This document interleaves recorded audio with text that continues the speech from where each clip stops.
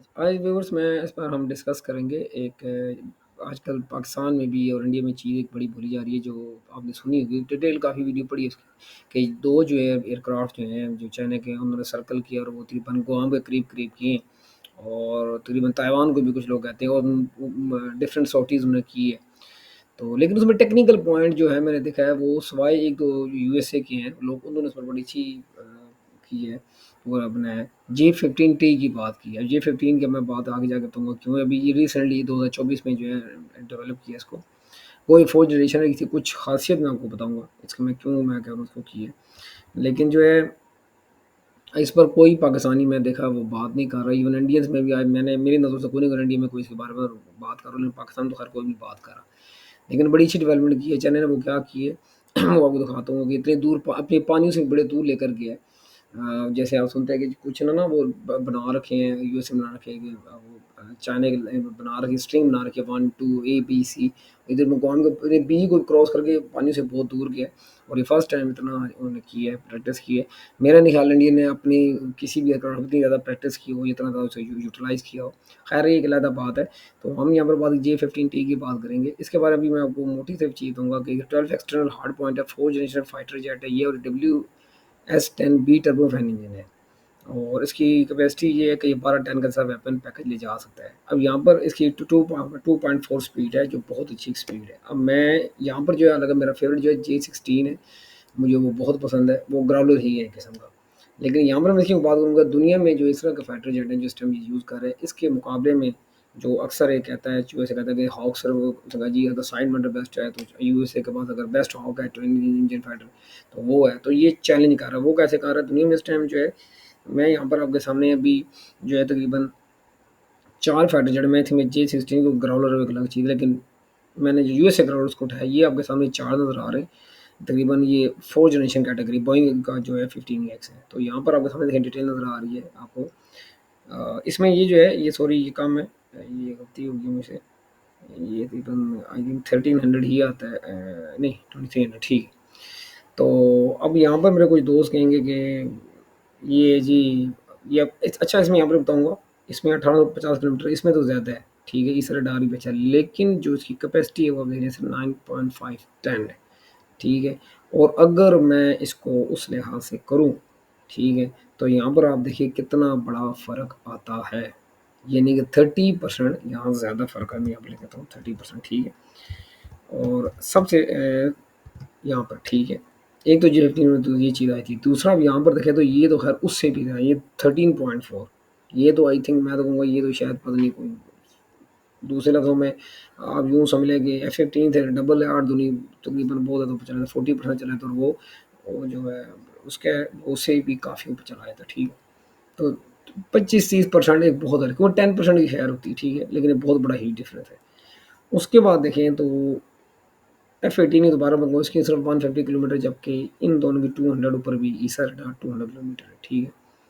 और यहाँ पर मैं एक और बात करना चाहूँगा कि रफ़ाल की जो मैन्युफैक्चर है फ्रांस की सबसे महंगी तीन है, यहाँ पर मैं चीज़ ऐड करना चाहूँगा, ठीक है। और दूसरा अगर आप यहाँ पर मिज़िल की देखें तो मिज़िल में भी सिर्फ F15 को या ये जितने मिज़ाइल है ये यहाँ पर सिर्फ चाइना यूएसए का मुकाबला किसी का नहीं है। दोनों नेक टू नेक, इनके पास 400 किलोमीटर है, उनके पास 400 किलोमीटर है, ठीक है। अभी तक जो चाइना ने शो ऑफ किया वो PL12 है, 15 है, जिसमें पाकिस्तान ने यूज़ एक्सपोर्ट भी इवन करा और 17 भी है। इन दोनों की जो आती है ऊपर जो है अगर मैं यूएसए की बात करूँ तो उसमें M120D आता है, 74 260 आता है। 260 तक उसने एक्सपोर्ट नहीं किया, 1074 किया लेकिन 260 तक नहीं किया। इनकी जो है 160 है, 300 किलोमीटर, 400 है, बल्कि M120C5 जो वर्जन पाकिस्तान से कतरा वो 120 किलोमीटर है। लेकिन आप देखें सिर्फ मैं यहाँ पर बात करूँगा ये इसकी इन दो जेट्स की, ठीक है, सिर्फ ये दो अगर देखा जाए मुकाबला सिर्फ इनमें, असल इशू ये J15 का, क्योंकि अब तादाद मैंने चेक नहीं की लेकिन अंदाज़े मुताबिक जो है इसकी तादाद मेरे ख्याल से काफ़ी है, क्योंकि ये उसकी SU-27 की बेस पर बनाया गया था, ठीक है। इसके अलावा इसके साथ J11 भी ऐड है, अभी मैं J11 ऐड नहीं किया, लेकिन मैं सिर्फ मैं इसकी बात करूँगा। और उसके बाद जो है वो चाइना जो है 2030 तक जो है वो नेवल के लिए जो पाकिस्तान के लिए F-35 लेकर उसको भी लेके आ रहा है। गो उसकी वेपन कैपेसिटी 12 टन की नहीं है, ये बात ठीक है, लेकिन उसकी जो है और रेंज वगैरह वो उस चीज़ें वो तकरीबन इसके बराबर ही है, ठीक है। तो आप ये खुद ही देख लें कि F-15X और J-15 का दोनों का आपस में नेक टू नेक मुकाबला है। इनकी रेंज देख लें, इस रडार देख लें, हर चीज़ में ये बराबर है तकरीबन। यहाँ से अगर कुछ लोग कहेंगे नहीं जी इस पर वेपन पैकेज ज़्यादा, तो मैं यहाँ पर 2 एज दूँगा चाइना की फेम, वो ये कि अगर उसका तो उसका 20 किलोमीटर या 10 किलो नहीं, ये एब्सोल्यूट 100% नहीं है, जो नेट से मिला मैं उसकी बात कर रहा हूँ। तो यहाँ पर 20 किलोमीटर ज़्यादा, और दूसरी ये चीज़ कि जो F-15X बोइंग की जो इनको वो पड़ी है प्राइस, ये बहुत है, हाई है। ये 15 की इतनी ज़्यादा नहीं है। और ये फॉर उसके ये दोनों, अच्छा ये बताऊँ मैं आपको कि मैं सिर्फ ये 4 उठाए हैं। मेरे अंदाज़ पे ये चारों दुनिया में इस टाइम सबसे बेस्ट है। रशिया का मैंने नाम लिया कि रशिया का Su-30 का जो हाल हुआ है वो सारी दुनिया ने देखा, ठीक है। और वो उसके मुकाबले, लेकिन मैंने रफ़ाल को भी डालने टाइम में, अगर चले मैं उसको डाल भी लूँ फिर भी वो इन दोनों के मुकाबले में ये टच नहीं करते। ठीक है, वो दोनों नहीं टच करती, क्योंकि अब आगे सिर्फ रशिया ने क्या किया कि Su-57 कहते हैं Su-30 को बढ़ा रहे हैं, लेकिन वो कोई इतना खास उसके अंदर चेंजिंग्स नहीं की, जबकि जो चाइना जो है बहुत ज़्यादा इसमें कर है। इसका ईसा रडार है, फिर उसके चिप में रशिया को अब तक चिप में कोई भी कामयाबी नहीं चाहिए, वो चिप में भी बहुत आगे निकल चुके हैं, कोटिंग में भी बहुत आगे आ रहे हैं। ठीक है, तो ये सारे रीज़न है। इसकी वजह से जो है वो ये जो है बड़ा डेंजरस होता है किसी भी फाइटर जेट के लिए, इवन नेक्स्ट एयरक्राफ्ट के लिए, किसी शिप्स के लिए, क्योंकि ये अटैक बहुत बुरा जब करते हैं तो फिर आपको पता है, ये उनका वेपन पैक बहुत है। अब हिसाब करें 12 टन ये लेके जा तकरीबन, एक अंदाजा अगर कर लें तो मेरे ख्याल से ये कम अज़ कम जो है, अगर कंप्रोमाइज़ थोड़ा सी अपनी आरसीएस करना पड़ेगा, तो ये 12 टन बहुत ज़्यादा है।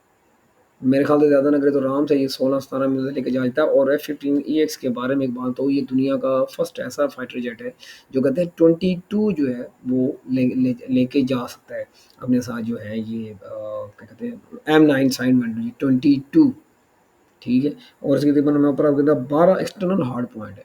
अब 12 एक्सटर्नल हार्ड पॉइंट आप खुद काउंट कर लें कितने ज़्यादा बनते हैं। उसमें अगर चलें, मैं कहता हूँ 4 निकाल भी दें, अगर 8 कर लें, ठीक है, उसमें फ्यूल के लिए, ठीक है। अगर 8 पीछे करें तो 8 का आप खुद अंदाज़ा कर लें, 8 के साथ अगर 2-2 रैक भी करें तो 16 मेडल्स लेके जाना, ठीक है। तो क्या हशर क्या होगा अगले उनका, ठीक है।